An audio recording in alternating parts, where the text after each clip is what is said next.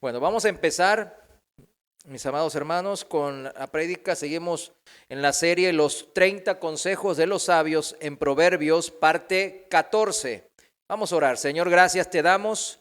Hoy una vez más aquí nos has permitido estar, Señor. Estamos con un corazón humillado ante ti. ¿Qué es lo que tú quieres? En esta y única manera, Padre, para recibir tu palabra, entenderla y poder vivirla. Señor, ayúdanos, guíanos en el nombre de Jesús. Amén. 30 dichos de los sabios en Proverbios, capítulo 22, 20 al 24, 34. Vimos la vez pasada cómo el rey David en el Salmo 40 clamaba lleno de gozo y decía: ahora que me hiciste escuchar, finalmente comprendo, decía el rey David. Y decía en ese Salmo 40 que había mucha alegría para los que confiamos en el Señor, porque él mismo sentía ese gozo, esa alegría muy difícil de describir si no lo ha sentido realmente en el Señor. Pero como nosotros somos hermanos, obviamente vimos y entendemos esa alegría que el rey David sentía al poder escuchar la palabra y comprenderla, entender el propósito de Dios en esa palabra. Es una alegría inmensa, increíble, para nosotros que tenemos fe, comprender la palabra de Dios, así como el rey David. Porque para los que se salvan dice que es poder de Dios, el poder mismo de Dios manifestándose en mi vida, en mi familia. Un poder sin límites, ya lo sabemos. Un poder grandioso, no solo para salvar nuestras almas para la eternidad, sino también para rectificarnos y corregir nuestras vidas de peregrinos en esta tierra ahora. Porque si todo lo vamos al futuro, muchos dicen: pero ¿y ahora qué? Ahora también. ¿Usted quiere el poder de Dios, ese poder que actúa en nuestras vidas? Pues nos debemos de humillar ante Él primeramente. Esto es, seguir esas instrucciones, esos consejos que estamos aprendiendo y que Él nos dejó en su palabra perfecta en la Biblia. No hay otra manera para hacer esto. Sinceramente, en nuestra carne a veces decimos: quisiéramos que haya alguna otra manera de alcanzar las bendiciones del Dios Todopoderoso, pero no la hay. Pero ¿cómo vamos a seguir entonces estos mandatos, las instrucciones que ahí nos deja, estos consejos que ahora estamos viendo en Proverbios, por ejemplo, si nosotros, los seres humanos, no tendemos a respetar o a seguir o a hacerle caso a alguien que no tenemos confianza en esa persona? Si no lo consideramos una persona de confianza, una persona que puede darme un consejo que me va a ayudar, ¿cómo voy a seguir ese consejo? Es imposible. Por eso entendemos nosotros quién es Dios y qué es capaz de hacer el Señor. Entonces, humillarnos ante Dios significa subordinarnos, ponernos debajo ¿de quién? De Dios, de su trono. Nuestros ¿qué? Todo lo que nosotros llevamos con nosotros. Pensamientos, argumentos, formas de ser. Y lo cambiamos por lo que Dios nos propone en su Biblia, en su palabra. Eso es confiar en que lo que está escrito ahí es palabra de Dios y es mejor de lo que yo pienso. Si está de acuerdo con esto, pues entonces síganme los buenos, dice, ¿no? El Chapulín Colorado, síganme los buenos y vamos a empezar con el consejo 18. Consejo 18 es en donde nos quedamos la vez pasada, pero quiero retomar un poco. Vamos a leerlo esta vez, Proverbios 23, versículo 29. Lo vamos a leer en la palabra de Dios para todos, para darle un aire fresco a esta palabra. Proverbios 23, 29, dice así: ¿Quién se queja? ¿A quién le duele? ¿Quién se mete en líos? ¿Quién gime? ¿Quién es herido sin razón? ¿Quién tiene los ojos morados? El que vive pegado a la botella de vino y anda mezclando bebidas. Así que no te fijes en lo rojo que se pone el vino, ni cómo brilla en la copa, ni cómo baja suavemente. Aquí es bien claro el consejo. Cuidémonos de andar en lugares o con gente que nos pueden ser de tropiezo, de tentación. ¿Tentación a qué? Al pecado. Porque sabemos que nuestro corazón es engañoso y tiende a pervertirse. Por eso si usted se pone a la merced o en la cercanía de gente perversa, gente que se deja llevar por sus propios pensamientos, gente borracha, gente viciosa, es obvio que tarde o temprano usted puede caer en esa misma situación. En el versículo, sigamos ahí, porque dice así, en el versículo 32, porque al final muerde como una serpiente, echa veneno como una víbora. ¿Qué cosa? El vicio de emborracharse, el vicio de siquiera andar con gente que se emborracha. 33, el vino te hará ver alucinaciones e imaginar porquerías. Sentirás como si estuvieras en medio del mar, recostado en lo alto del palo mayor, y dirás, no sentí cuando me golpearon, me dieron una paliza y ni cuenta me di, pero cuando me despierte iré por otro trago. ¿Se fijan? Que es una actitud autodestructiva, totalmente autodestructiva. Y es justamente como este caso, digamos, entre comillas, extremo, lleva a que Dios nos redarguye en los que seguimos en nuestros propios argumentos. Para los que dicen que Dios no está en contra de los que toman bebidas alcohólicas, por así decirlo, porque Dios no está en contra de ninguna persona. Dios no quiere que nosotros caigamos en pecado porque Él nos ama. Él no quiere que nos vaya mal. Ese es el principio. No es que si me porto mal o si caigo en pecado, Dios me odia. Esa es una falacia doctrinal muy tremenda que muchos incluso así piensan.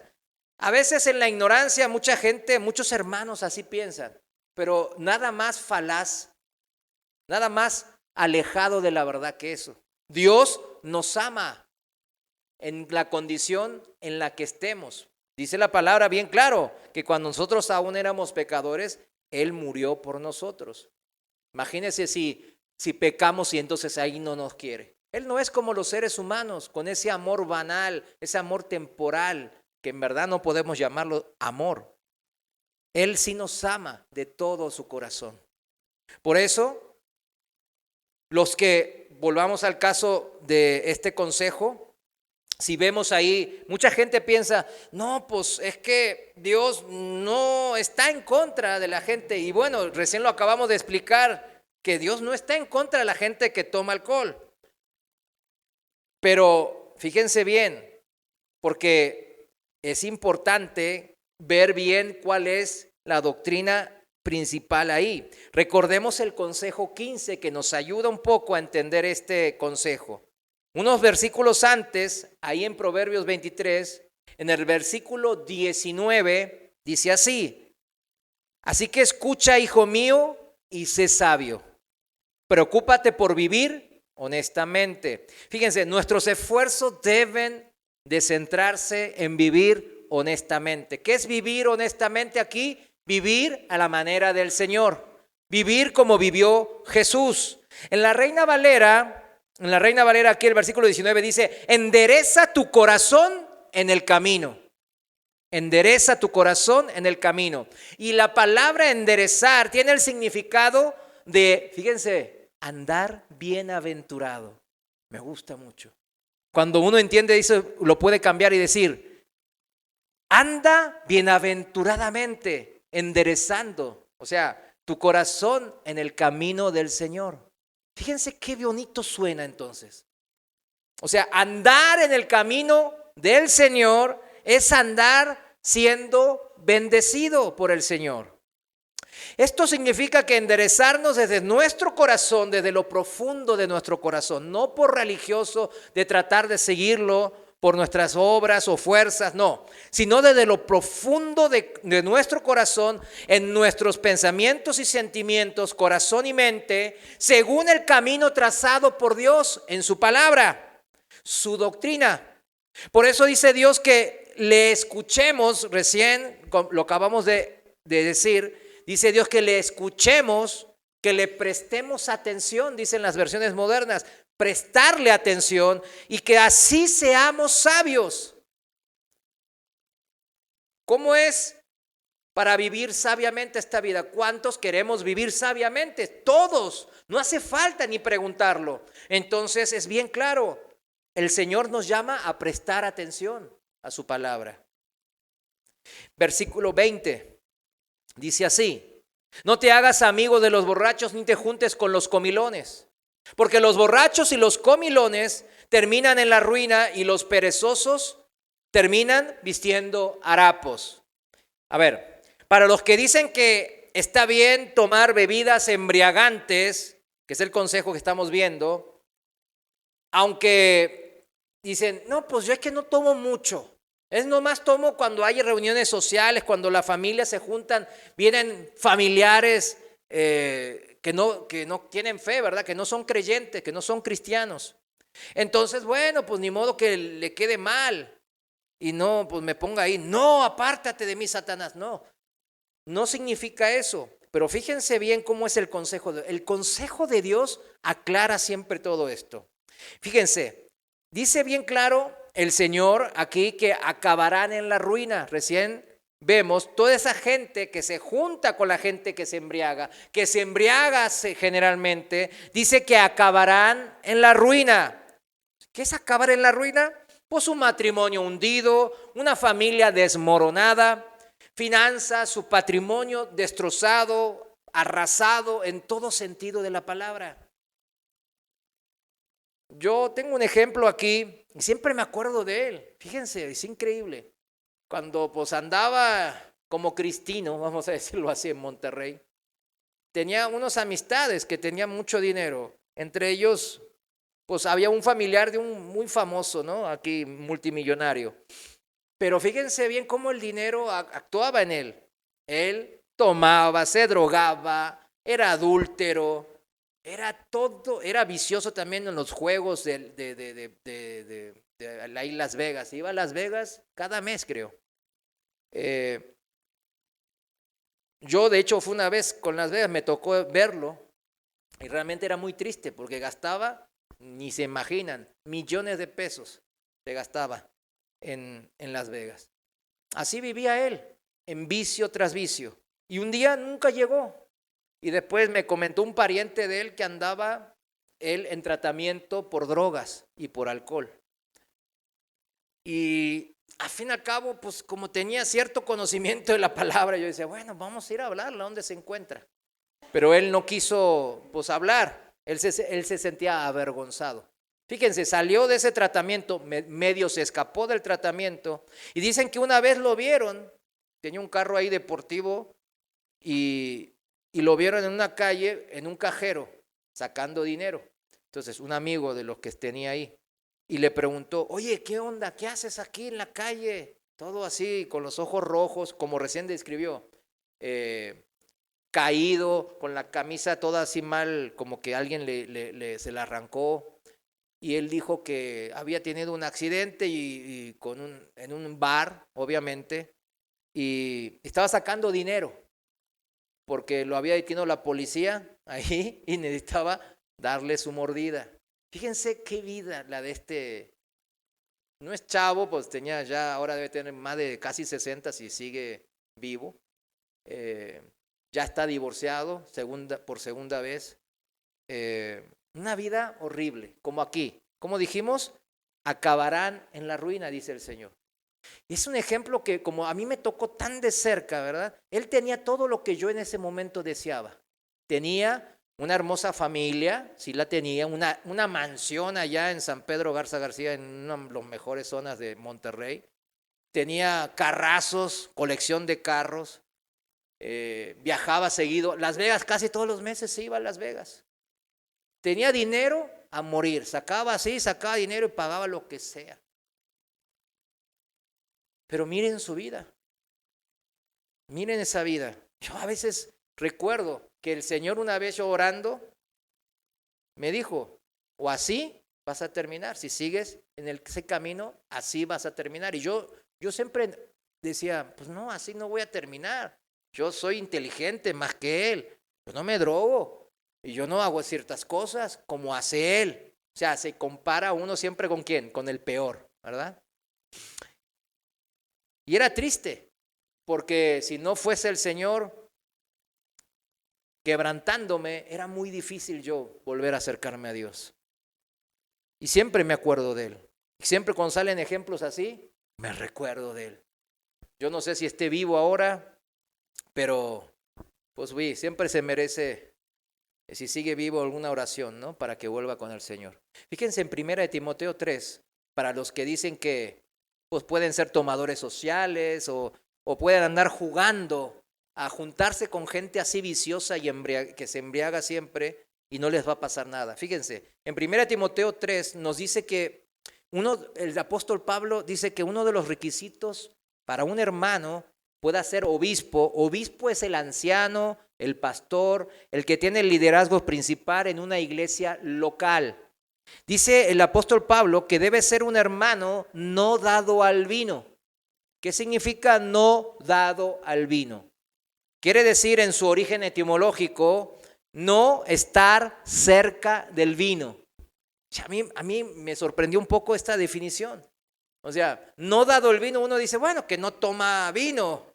Sino, no solo no toma vino, sino que está lejos, alejado de la gente que disfruta tomar bebidas embriagantes. No estar cerca siquiera del vino. Eso significa. Para los diáconos, ahí un poquito después en el contexto posterior, ¿quiénes son los diáconos? Pues son los servidores en la congregación, los servidores. Fíjense cómo dice aquí, dice, no dados a mucho vino. Entonces, esto es que no se emborrachen, lo interpreta uno literalmente, que no se emborrachen. Pareciera como que el Señor da, entre comillas, más permiso a los servidores en general, pareciera. Pero siempre hay que tener en cuenta, mis hermanos, el contexto donde vemos los pasajes o los versículos. Porque inmediatamente después, el apóstol Pablo nos dice en 1 Timoteo 3, 9, versículo 9, dice que guarden el misterio de la fe con limpia conciencia. Este versículo yo creo que es un versículo que debemos de entender, que debe estar en nuestro corazón permanentemente. Porque en todo lo que nosotros vamos y saben que somos cristianos, pues deben saber que somos diferentes, que no podemos hacer cualquier cosa, sino que nos comportamos honrosamente como Dios lo haría. Por eso habla de una fe con limpia conciencia. Es su conciencia, mi conciencia. ¿Qué es la conciencia? La ley moral de Dios, escrita ¿en dónde? En mi corazón, en mi alma. Es la que cuando hago algo mal, luego siento vergüenza, siento pena, siento como que, ay, híjole, así no lo debo haber hecho. Luego, eso es verdad. Esa es la conciencia, la ley moral de Dios escrita en mi corazón, la que me va a ayudar a determinar si realmente conviene que siga yo en el vicio o no. Me va a decir luego.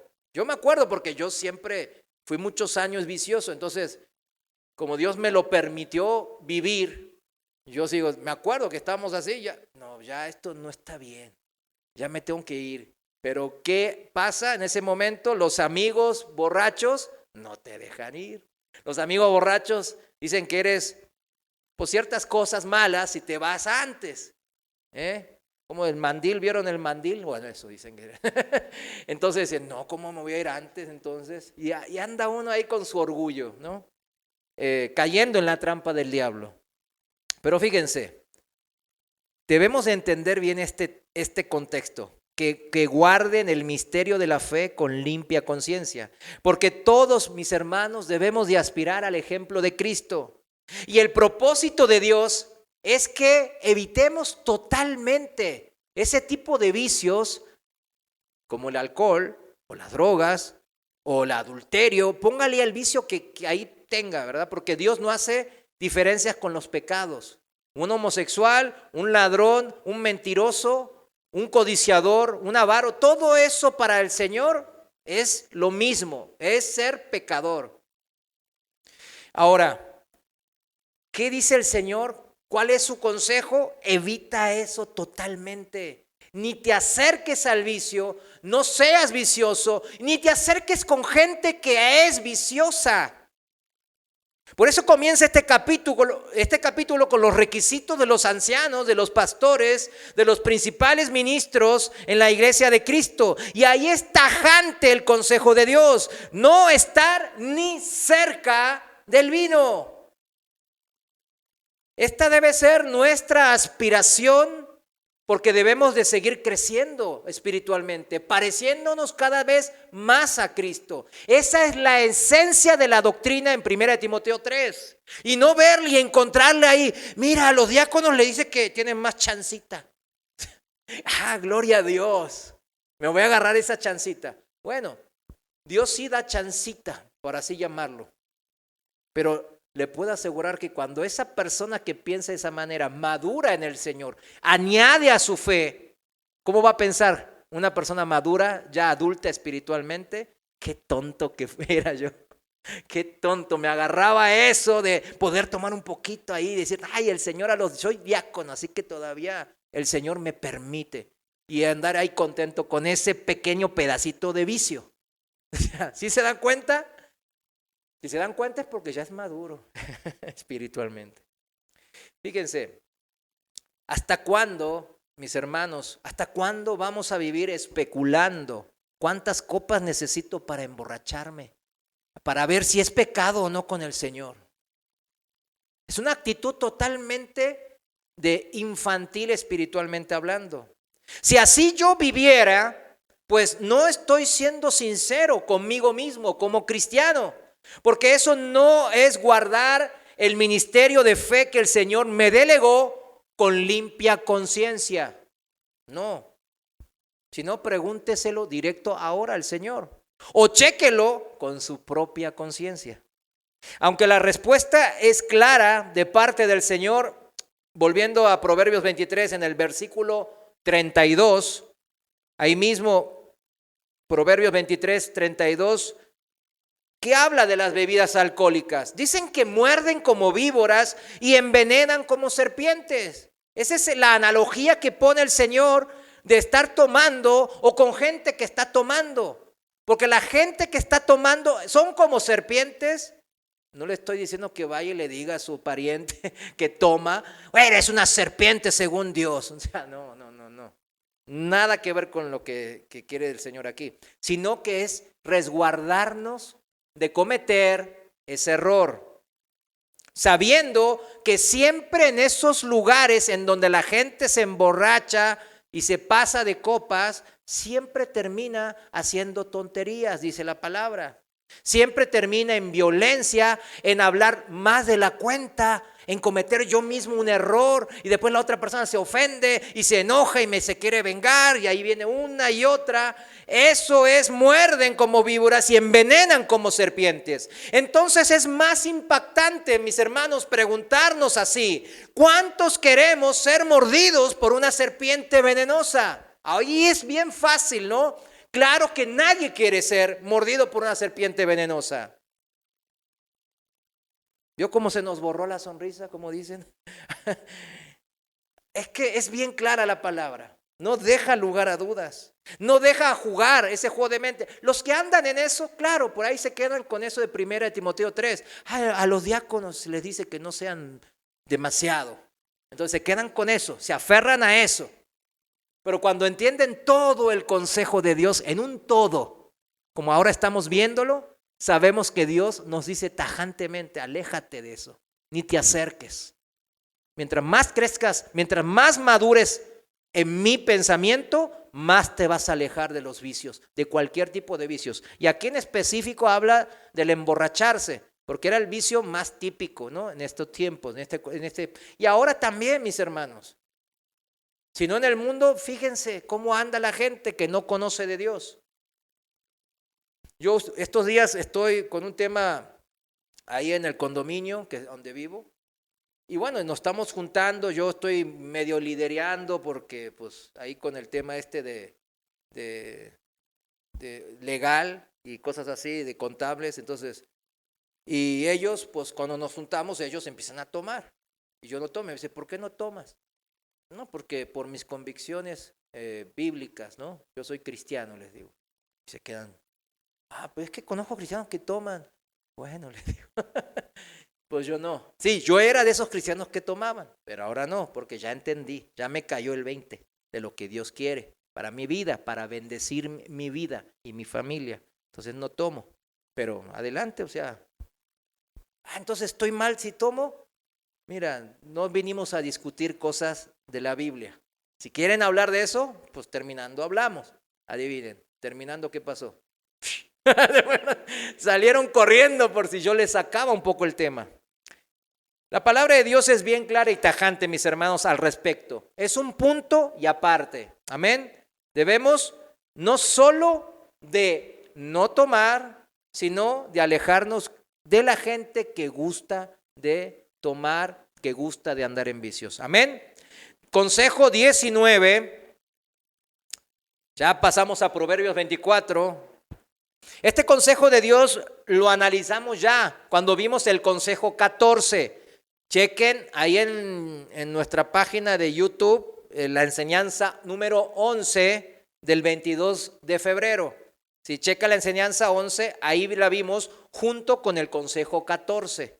Pero vamos a agregar un poquito más que el Señor me mostró aquí en Proverbios 24, versículo 1. Lo voy a leer en Reina Valera 2015. Proverbios 24, 1 dice así. No tengas envidia de los hombres malos, ni desees estar con ellos, porque su corazón trama violencia y sus labios hablan iniquidad. Otra vez el Señor nos quiere ¿qué? Apartar de los injustos, de los violentos, de los que hablan mentiras, iniquidades. Siempre el Señor nos quiere guardar. Por medio de su palabra, Él lo hace. Y nos deja nuestra voluntad el querer estar bajo su cobertura o no. Pareciera que mucha gente en el mundo, como recién dije en el ejemplo de este ex amigo que yo tenía, vicioso, pareciera cuando lo ven a él en su carrazo, vistiendo ropas así súper lujosas, cadenas de oro, anillos de oro, relojes suntuosos, y lo ve uno ahí en los mejores restaurantes paseándose, y uno dice, wow, quisiera ser como él. Pareciera que este tipo de gente le va muy bien, tienen poder, tienen dinero, algunos tienen fama, pero su final, mis hermanos, es uno de castigo eterno, si no se arrepienten ante Dios. Solo quiero hoy hacer una mención respecto a este consejo 19. Y es importante porque tendemos nosotros a estar en el mundo, porque vivimos todavía en este mundo, ¿no? Y tendemos a esto, tendemos a envidiar o ver cosas de la gente que no conoce a Dios y le va, entre comillas, bien. Pero ¿cómo lo ve espiritualmente? Mal. ¿Se da cuenta? Cuando uno es cristiano y ve a una persona del mundo, y hace así, tiene que empezar a redarguir su corazón. Porque si uno está en el espíritu, ¿qué va a haber en esa persona? ¿Qué dijimos? Una persona que va a condenación eterna. Entonces, ese acongojamiento de conmiseración, ay, pobre. O sea, no es que me da, siente pobrecito ese, no, pero sí, o sea, hay ese sentir en Dios de esa alma que se pierde y no tanto en las añadiduras que tiene puestas en ese carro, en esa casa que usted le ve. Más bien usted tiene que cambiar su manera de ver. Tiene que ponerse a abrir los ojos espirituales que Dios le permitió tener una vez cuando usted nació de nuevo. Voy a hacer una pequeña mención de este consejo 19 entonces, que dice, me voy a centrar aquí, que dice, ni desees estar con ellos, ni desees estar con ellos. Uno quiere estar cerca siempre de la persona que confía. Por eso en el matrimonio, supuestamente, ¿verdad? Mi esposa o mi esposo es la persona que yo más confío. Por eso queremos estar cerca de esa persona. Los familiares en general, yo sé que hemos tenido muchos, y me incluyo, experiencias malas con familiares, pero son los que conocemos de toda la vida y que en parte son los que más confiamos porque los conocemos. Bien o mal, tienen sus cosas bien y mal, pero ya sabemos quiénes son, ya sabemos dónde viven, pues nos une la sangre, etcétera, etcétera, y entonces confiamos en ellos.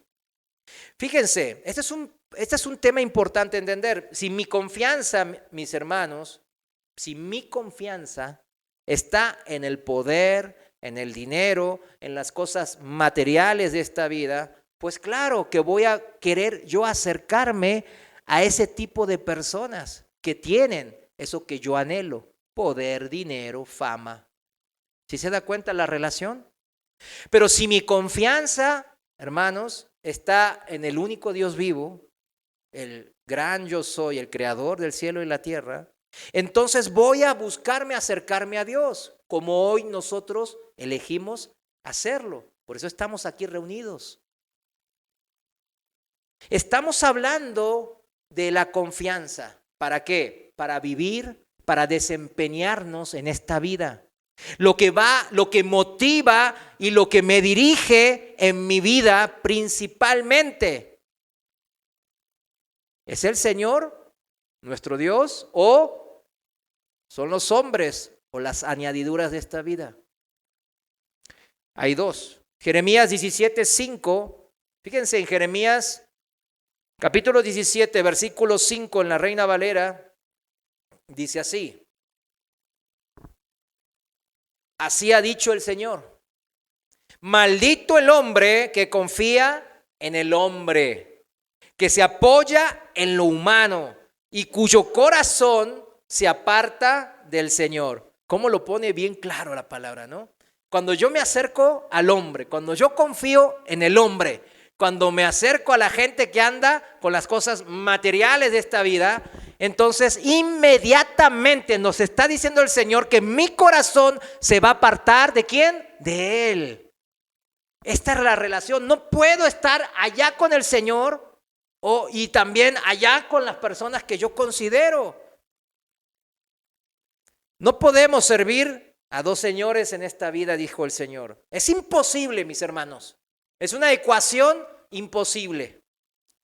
Y aquí el profeta nos dice que el contraste, cuando contrasta, ¿no? De la gente que confía en los hombres y en todo lo que pensamos que estos hombres pueden hacer por nosotros. Y el contraste con los que confían en nuestro Padre Celestial, en Dios. Ese es un contraste que es una lucha, la lucha que siempre decimos espiritual, que debemos de pelear, porque siempre la confianza vamos a tenerla en el Señor, somos cristianos, pero después cuando vivimos y salimos al mundo, ¿qué pasa? Empieza a tentarnos el diablo y vemos cosas y apartamos la mirada del Señor y la centramos en los hombres. Eso nos está diciendo el Señor que no lo hagamos, porque tememos de elegir o es Él o es las cosas materiales. Fíjense cómo dice en Jeremías 17 en la Nueva Traducción Viviente. Dice así en el versículo 5, empiezo a leer, voy a leer un poquito el pasaje ahí, dice así: esto dice el Señor, malditos, subraye malditos, son los que ponen su confianza en simples seres humanos, que se apoyan en la fuerza humana y apartan el corazón del Señor. Son como los arbustos raquíticos del desierto, sin esperanza para el futuro. Vivirán en lugares desolados, en tierra despoblada y salada. ¿Cuántos quieren vivir en desierto, en tierra despoblada y salada? Pues no. 7. Pero benditos son los que confían en el Señor y han hecho que el Señor sea su esperanza y confianza. Son como árboles plantados junto a la ribera de un río, con raíces que se hunden en las aguas. Y a esos árboles no les afecta el calor, ni temen los largos meses de sequía. Sus hojas están siempre verdes y nunca dejan de producir fruto. Amén. ¿Cuántos quieren ser como esos árboles? Hay que confiar en el Señor. Este pasaje en Jeremías tiene una correlación notoria. ¿Se dieron cuenta con Salmos 1? ¿Cuántos se dieron cuenta? Que vimos nosotros en la enseñanza que les dije, la 11, para que los que quieran revisarlo, verla, la 11, cuando aprendimos el consejo 14. En Salmos 1, versículo 6, en la Reina Valera, dice: porque Jehová conoce el camino de los justos. Aquí conoce significa en el hebreo cuida. Dice así: porque el Señor cuida el camino de los justos, de los que ponemos nuestra confianza en Él, de los que tenemos fe en Cristo Jesús. Mas la senda, fíjense en el contraste, más la senda de los malos perecerá. Es un camino que lleva a un acantilado, mis hermanos. Es un contraste que no deja lugar a dudas, a grises. La diferencia es como del cielo y la tierra, literalmente, mis hermanos. Y justamente así termina siendo esas vidas que confían en los hombres. Así terminan aquí en la tierra, como les dije el ejemplo de ese amigo de Monterrey. Pero bajo la bendición de Dios, si le hacemos casos a sus consejos, pues Él nos cuida, dice aquí la palabra. Él nos cuida. Confiemos en el Señor. No importa qué circunstancias, mis hermanos. Aquí el ejemplo de los árboles que están con la ribera. Hay árboles en el desierto, reciben el sol, ¿sí o no? Y en la ribera también, a lo largo del río. Los dos reciben el sol. Los dos reciben pruebas. Los dos están bajo presión, bajo tentación, bajo los problemas que vivimos cotidianamente en este mundo. Los dos árboles. Pero hay un árbol que sigue dando fruto todo el año, que sus hojas siempre están verdes. Pero otro árbol está raquítico, seco y destinado a morir. ¿Cuál es la diferencia? Que el árbol que está verde tiene sus raíces profundas en las aguas de vida eterna en Cristo. Y entonces no hay circunstancia o tipo de problema que pueda atravesar que nos va a vencer en esta vida. Porque nuestra confianza está en aquel que nos va a dar la fortaleza en medio de la tempestad. Está en aquel que llamamos nuestro Señor Cristo Jesús. El Señor Jesús dijo así en Mateo 7:24. Vayamos a Mateo 7:24. En la Reina Valera dice así. Mateo capítulo 7 versículo 24 dice: cualquiera pues que me oye estas palabras y las hace, las pone en práctica, será semejante a un hombre prudente, subraye prudente, que edificó su casa sobre la peña, sobre la roca. Si oímos a alguien y seguimos su consejo, es el consejo de esa persona que acabamos de escuchar, es porque confiamos en lo que Él nos dijo. Por eso dice el Señor, y voy a parafrasear lo que dice nuestro Señor Jesús: el que me oye mis consejos y los pone en práctica es un hombre de fe. Puso su confianza en mí. Y entonces está edificando su vida sobre mis principios. Eso se refiere aquí el Señor. Y dice entonces en el 25, y cayó la lluvia, vinieron torrentes, soplaron vientos y golpearon contra aquella casa. O sea, todas las dificultades y problemas, enfermedades, todo lo que usted y yo vivimos y estamos viviendo y vamos a vivir. Y dice, pero no se derrumbó. Esta es promesa de Dios, mis hermanos. ¿Quieren encontrar en medio de la dificultad, de la enfermedad, de la debilidad, de los problemas, fortaleza? Aquí mismo el mismo Señor Jesucristo en los evangelios nos dice, pero no te vas a derrumbar si sigues confiando en mí. ¿Por qué? Porque se había fundado sobre la peña. ¿Qué cosa? Toda su vida estaba fundamentada, dirigida y edificada sobre Cristo, sobre el pensamiento de Dios. Van a llegar dificultades, estamos a veces en problemas y dificultades, pero estos problemas y estas pruebas son para fortalecer ¿qué? Nuestra confianza en Dios. Cuando veamos siempre cuán grandes cosas va a hacer Él por mí. Porque así va a terminar. Si permanecemos firmes, ¿Dios va a obrar o no? Claro que se va a obrar. Por eso no nos vamos a derrumbar. Son promesas que yo se las digo porque yo también las vivo. Yo sé que ustedes también las viven, pero a veces hay que recordarlo. Vivir el poder de Dios es vivir los milagros que Él hace en mi vida y en mi familia. Cuando yo permanezco firme, fundamentado en su pensamiento. Versículo 26. Pero todo el que me oye estas palabras y no las hace, será semejante a un hombre insensato. Cabeza dura significa. Que edificó su casa sobre la arena. Y cayó la lluvia, vinieron torrentes y soplaron vientos y azotaron contra aquella casa. ¿Y qué pasó? Se derrumbó. Y fue grande su ruina. ¿Cuántos vivimos esta grande ruina? Pues yo la viví. Yo sé que algunos aquí vivieron cosas tremendas. A veces es necesario vivirlas para ver cómo el Señor obra tremendamente, poderosamente en nuestra vida para sacarnos de lo más profundo de ese pozo que estamos. Aquí está lo que leímos en el Salmo 1. Mas las sendas de los malos perecerá. O sea, la ruina fue grande. La senda de los malos siempre perece, siempre se derrumba, siempre va para abajo. Y hablando de edificar nuestras vidas en base a los mandatos y consejos del Señor, el consejo número 20, y con este consejo terminamos hoy, el consejo número 20 dice así. Vayamos de vuelta a Proverbios 24. Vamos a leer el 3 y el 4, versículo 3 y 4. Dice así. Con sabiduría se edifica la casa y con prudencia se afirma. Con conocimiento se llenan los cuartos de todo bien preciado y agradable.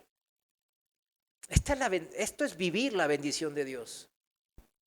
Prácticamente es lo mismo que el Señor Jesús nos dice en Mateo 7:24. Es lo mismo. Todo el consejo de Dios es dado a nosotros para edificarnos en nuestras vidas y en nuestras familias. Que nosotros lo aceptemos o no, es cuestión de nosotros, ¿no? Lo que dice el Señor es que nos conviene aceptar su palabra, porque es mejor. Su sabiduría siempre, voy a subrayar siempre, es de beneficio para nosotros, siempre. Pero la aplicación, mis hermanos, de esta sabiduría de Dios en nuestras vidas, lo que nos dice en este consejo, que es importante hacerla con prudencia. O sea, aplicar la sabiduría de Dios, el consejo del Señor, ¿con qué? Con prudencia es la palabra clave. Porque siempre que se aplica mal la sabiduría de Dios, o sea, ¿qué es aplicarla mal? Que se use imprudentemente, es lo contrario, no se va a afirmar en nuestras vidas, sino al contrario. La palabra hebrea afirmar, que aquí menciona en Proverbios, afirmar, significa arreglar, o sea, arreglar nuestros problemas, apercibir, o sea, alertarnos de nuestras desviaciones del camino, de nuestras malas decisiones que tomamos. ¿Cuántas veces nos apercibió el Señor? Como tarjeta roja o tarjeta amarilla en el fútbol, ¿verdad? Tarjeta amarilla, estás mal, Mario. Es por acá. Sí, Señor, es verdad. Ya la regué otra vez. Perdóname. Discúlpame. Voy a enmendar. Está fácil decirlo, pero ¿cuántos sabemos que esto que acabo de mencionar no es tan fácil en la práctica? ¿Por qué? Porque traemos nuestros argumentos bien agarrados en nuestro corazón. Por eso nos apercibe, nos saca la tarjeta amarilla. Hey, espérame, por ahí no. También afirmar significa asegurar. Él nos asegura el permanecer en el camino, en la bendición de Dios. ¿Se acuerdan? No se derrumbará esa casa. Es promesa de Dios. Es promesa de Dios para nuestras vidas si le hacemos caso en su sabiduría prudentemente. Y también significa la palabra afirmar aquí, afirmar es dar certeza. Dar certeza ¿de qué? De la veracidad de la palabra de Dios, de la verdad de la palabra de Dios. ¿Por qué? Cuando la vivimos y la aplicamos prudentemente, inmediatamente el Señor empieza su bendición a cumplir su palabra, porque Él sí es fiel. Él dice, nos dice una promesa y después no se la voy a cumplir para que sufra un poco más, porque ya me tiene cansado siempre cae sobre la misma piedra. ¿Usted piensa que el Señor es como nosotros? Claro que no. Gracias a Dios, Él no es como nosotros. Entonces Él siempre nos da certeza cuando entramos bajo su cobertura. Siempre. Claro, si estuvimos muchos años en la desobediencia, en la rebeldía, pues sí, arreglar nuestras vidas, pues va a costar más, pero ¿se va a arreglar o no? Dice la palabra. Se va a arreglar. El Señor nos va a sostener. Volvemos entonces, no confiar en Él, pues entonces es escuchar la palabra, ahora como estamos haciéndolo, la escuchamos y sí, se suena bonito, hermano, pero está bien, yo lo voy a seguir así porque ya estoy a medio camino. Fíjese, ya ando por aquí, así que ni modo que me vaya para aquí. ¿Cómo que ni modo? ¿Qué estamos escuchando? Que dejemos nuestros argumentos a un lado y nos pongamos el chip, el pensamiento del Señor. Aunque nos duela, y nos va a doler muchas veces, cuando más nos estamos desviados, más nos va a volver a rectificar. Entonces, la sabiduría de Dios llega con todo su poder de salvación, con todo su poder de sanidad, de restauración, de edificación, de maduración espiritual. Llega poderosamente. Solo así llega siempre, cuando se aplica prudentemente, dice este consejo.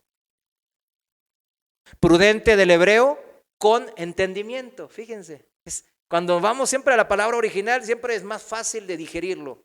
Prudente en el hebreo significa con entendimiento, con pericia. Alguien que tiene pericia es alguien experimentado, hábil, ¿no? Para hacer algo. Muchas sectas, ¿saben lo que es una secta, no? La gente que se desvía de la verdadera doctrina de Dios. En el caso de nosotros, de los cristianos, hay muchas sectas que se formaron a lo largo de toda la historia. Porque siempre, como dijo el apóstol Pablo, de ustedes mismos saldrán lobos, rapaces, que dividirán y harán perderse a las ovejas. Así profetizó el apóstol Pablo. Y fue cierto, durante miles de años, ¿qué pasó? salieron desde los mismos hermanos, gente con pensamientos de ellos, que no soltaron sus argumentos y sus pensamientos y los mezclaron con los de Dios.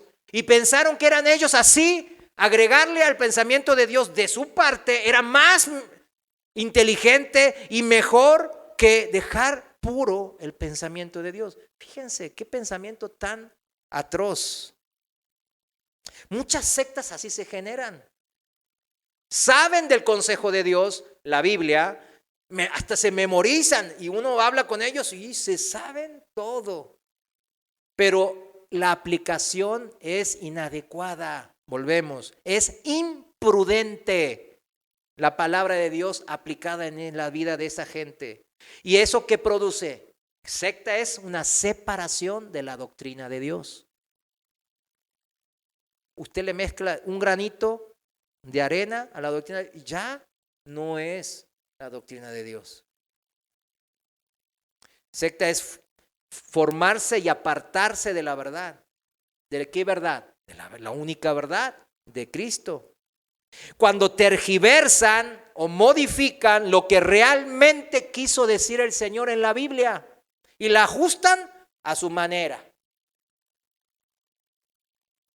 Por eso hay tantas iglesias ahora que usted ve, y yo me avergüenzo en ese sentido, porque después me preguntan, ay, los cristianos ahora aceptan a los homosexuales, pero mire, no es que yo me la agarre con los homosexuales.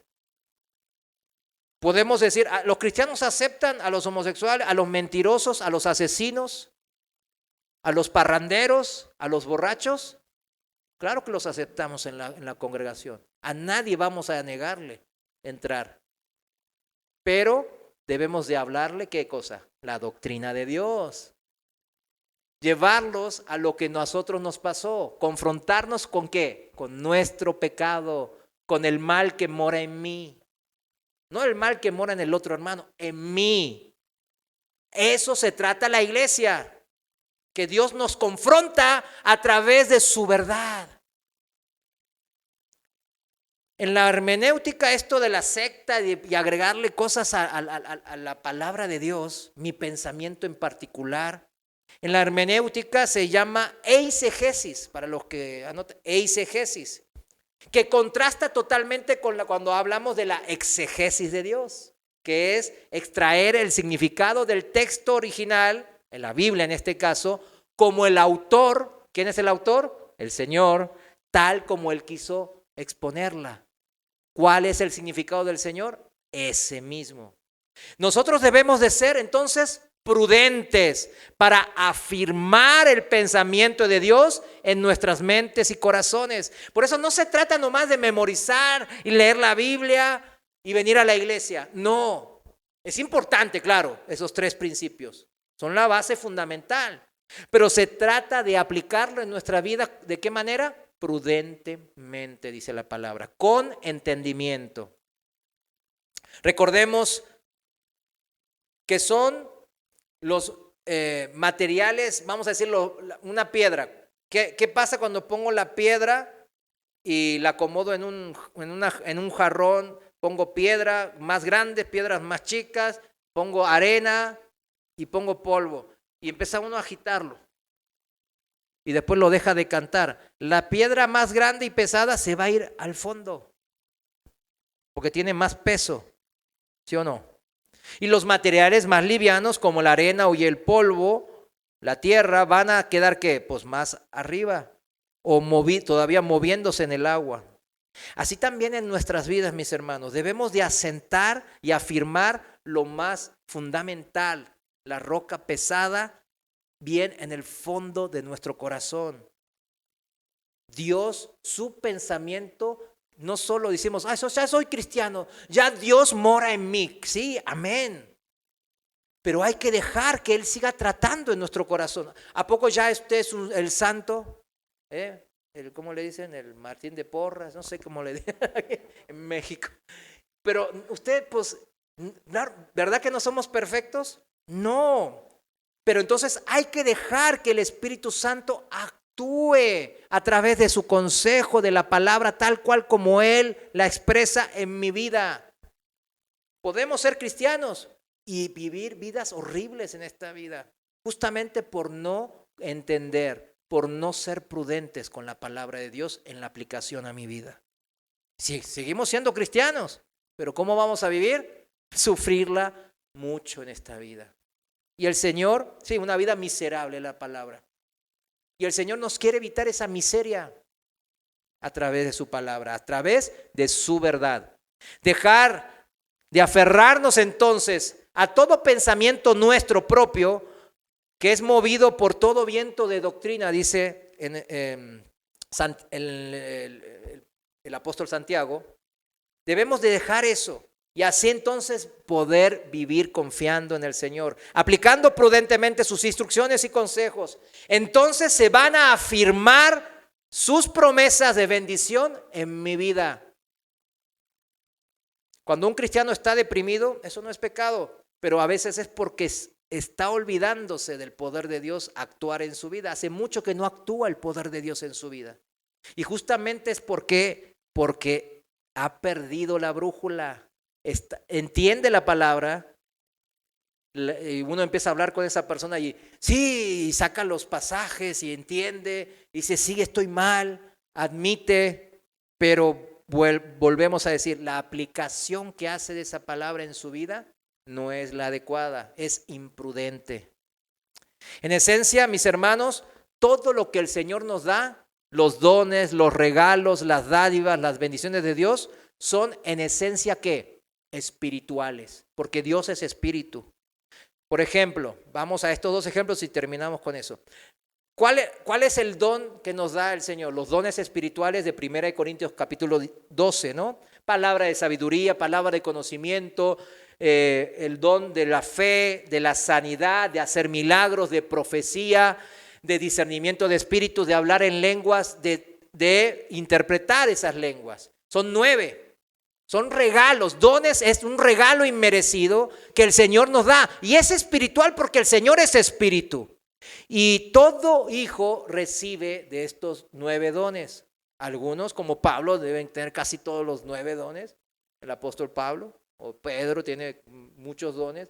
Y algunos como nosotros tenemos 1 o 2 o 3. ¡Wow! Decimos, lo que el Señor consideró conveniente es que nosotros recibir. Entonces, dice en 1 Corintios 12:7, fíjense, y esta es la manera del Señor, 7, versículo 7, lo voy a leer en la traducción viviente. A cada uno de nosotros se nos da un don espiritual para que nos ayudemos mutuamente, dice en esta versión. Me gusta cómo se interpreta tan fácil, ¿no? Los dones, todos los hijos de Dios, nos toca este regalo inmerecido de parte de nuestro Padre Celestial. Pero el beneficio debe ser mutuo. Yo beneficio a otra persona con el don que Él me dio. Y ese hermano, usted me bendice con el don que usted recibió. De eso se trata las congregaciones. No se trata de llenarlas de gentes y que pongan muchas ofrendas y de crecer y de número. No. Se trata de aplicar estos dones prudentemente. Y fíjense cómo es el propósito del Señor, que nos ayudemos mutuamente. El don recibido mío siempre es para bendecir a ustedes, al otro, al prójimo. Y usted todos también hacia mí. Y cuando yo esos dones no los uso, algunos cristianos ni saben qué dones tienen. Entonces, ¿qué pasa? Inmediatamente, como todo sistema entrópico, o sea, cerrado en sí mismo, se muere. Entropía se llama eso en física. Se muere. ¿Por qué? Porque no tiene contacto con el exterior. Es importante entender, porque muchas veces el Señor pone en lo natural, en la naturaleza, un consejo espiritual, como acabo de mencionar. La bendición de parecerse cada vez más a Cristo y de tener la mente de Cristo, el carácter que Dios pone en mí. ¿Cuál es el carácter que Dios pone en mí? Lo que dice en Gálatas 5. ¿Cuál es? El amor, la paz, el gozo, la paciencia, la mansedumbre, que es la humildad, la fidelidad. Son todas cosas buenas. ¿Cuántos dicen que es bueno eso? Claro que es bueno, ¿no? Pero ¿de dónde sale eso? No sale del pensamiento del hombre, sino que sale del pensamiento de Dios, porque es su forma de ser. ¿La forma de ser de quién? Mía no, de Dios. Todo esto, ¿cómo cree usted que va a repercutir en su vida? Usted debe de usar eso. Le voy a dar un ejemplo que me pasó ayer, con eso quiero terminar. Por ejemplo, ayer tuve una discusión con mi esposa, pero no fue una discusión que nos agarramos los pelos, que eso ya pasó, o sea, pero estamos en discordia de ciertas cosas, ¿no? Entonces, ¿cómo haríamos antes? Pues ahí lo dejo pasar, después nos empezamos a hablar de vuelta y ahí se quedó en el olvido. Pero, ¿cómo hacemos ahora? Pues hay amor, hay fidelidad, hay mansedumbre, entonces nos acercamos, nos pedimos perdón, nos reconciliamos. ¿Cuántos saben que las reconciliaciones son más bonitas a veces? Claro, los que somos casados sabemos, es una bendición eso. Pero a eso me refiero. ¿De dónde salió eso? De mí no salió. Yo al contrario batallaba. Ay, no, es que ella está mal y no sé qué. Pero después digo, no, pues ¿cómo voy a predicar y ponerme en este púlpito si ando ahí medio mal con mi esposa? Claro que no. Entonces hay una reconciliación en base al carácter de Dios, al don que Él nos dio a través de su carácter. Amén. Vamos a aplicarlo entonces, la palabra de Dios, tal cual Él quiere que lo hagamos, con prudencia. Vamos a orar. Señor, gracias te damos porque en ti encontramos la sabiduría. En tu palabra está escrito y tu palabra es perfecta para enseñarnos, para redirigirnos, para corregirnos y enderezar nuestros caminos. Señor, te damos gracias por esta revelación, estos consejos que son siempre para bendición nuestra. Ayúdanos ahora, porque hoy hemos aprendido que no solo es saber y llenarnos de conocimiento, sino de entender tu palabra y saber aplicarlo en tus tiempos con prudencia. Señor, queremos ser esos hijos prudentes que apliquen tu palabra así tal cual como tú quieres, Señor. Dejamos de lado